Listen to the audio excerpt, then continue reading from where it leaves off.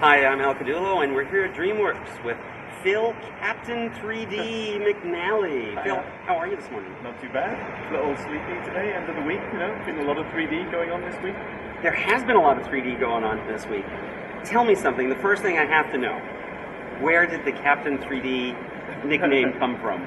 Well, maybe I read too many comics when I was younger, but it really came from my friends being harassed by my 3D slideshows every time they came over to the house.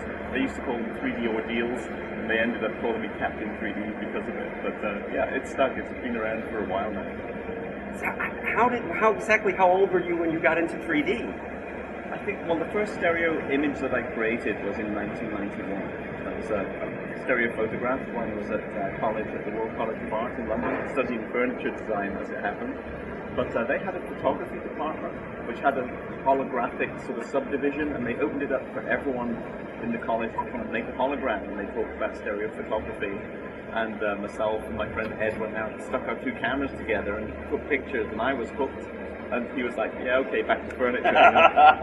But my first memory of 3D was in school. My friend Ian Franklin, we were 13 years old or something like that, and he had this viewer from his grandfather from World War II, and it was German soldiers training. And it's like this little metal, fold-up viewer, and the cards went into it. And it was a little difficult to see. At first, it felt like you had to preview just a little bit. But the moment that the two images came together, I was just amazed at that transportation back in time, as opposed to just looking at a picture. Black and white image, the 3D view was like, wow, now these are real people in a real space in a real time. So that's a strong memory for me. And then, so how did you get from that into animation? Yes. So furniture, it's funny because I had a diary at college where I kind of complained. My complaining diary.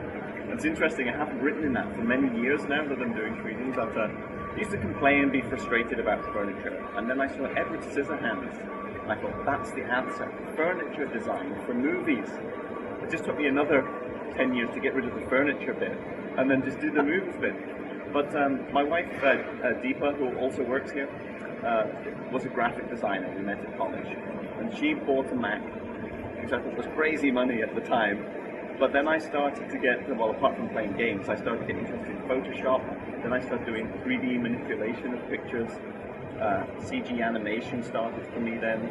And then I went to what's like SIGGRAPH in England, the London Effects and Animation Festival. And I saw talks from DreamWorks and Pixar and all those guys. And I really got fired up at that point about that would be a great thing to be involved in. And I could even then see the potential for 3D stereo in there. So I went away and dedicated a year to making a short film, which is in stereo. A short film was a pump action, and ended up getting into SIGGRAPH and got shown at Electronic Theatre. And I got my job in animation at Industrial Light and Magic in 2000 at SIGGRAPH in New Orleans. So what was your first feature animation movie? Men in Black 2. My time at ILM was Men in Black 2 through to War of the Worlds was the last movie I animated on. And Hulk and Van Helsing and a few others like that in between.